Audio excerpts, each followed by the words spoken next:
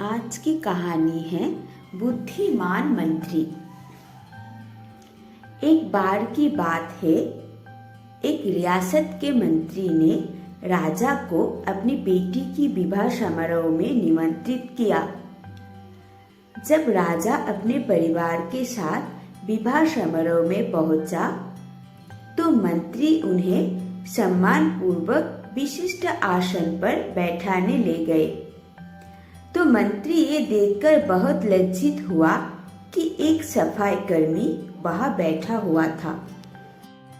उसने सफाई कर्मी को सभी के सामने वहां से उठा फेंका और उसे बहुत डांटा।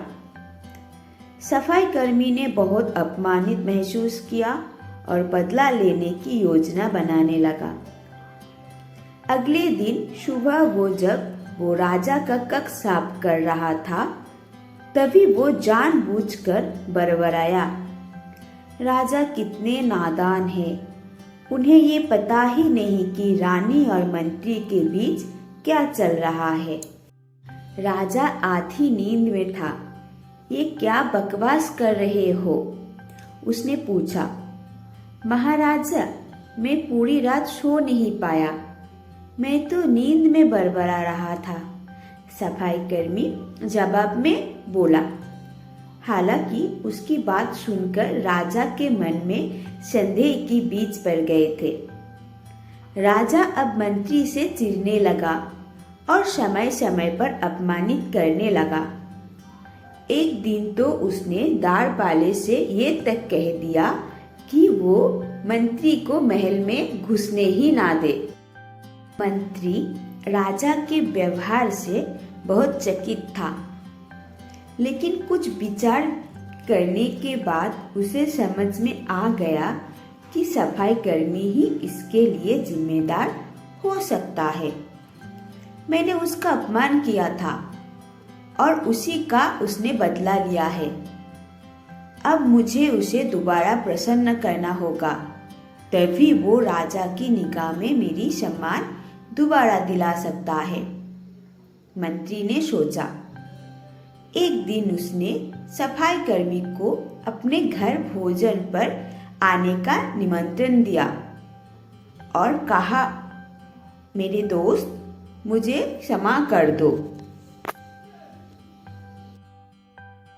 मैंने तुम्हारा अपमान किया था, मुझे गलती का एहसास हो गया है। इन सुंदर कपड़ों को उपहार के रूप में ग्रहण करो। चलो मेरे साथ भोजन करो। सफाई कर्मी प्रसन्न हो गया। वो सोचने लगा, मंत्री तो अच्छा आदमी है, मैंने ही उस दिन गलती कर दी थी। अब सफाई कर्मी प्रसन्न था और प्रयास करने लगा कि मंत्री के बारे में राजा की धारणा बदल जाए।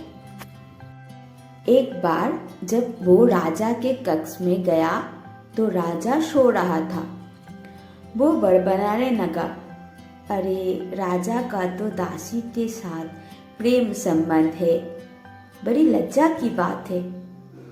राजा ने उसका बड़बड़ाना सुना तो उठकर बैठ गया। राजा ने सफाई कर्मी को बहुत डांटा। सफाई कर्मी बोला, क्षमा कर दे महाराज, मैं पूरी रात सो नहीं पाया, इसलिए दिन में ही नींद में बड़बड़ा रहा था। राजा को अपनी गलती समझ में आ गई। इस तरह की अफवाह के चक्कर में आकर उसने अपने बहुत अच्छी सलाहकार की अनदेखी शुरू कर दी थी। राजा ने मंत्री को बुलाया और दोनों फिर से मित्र बन गए।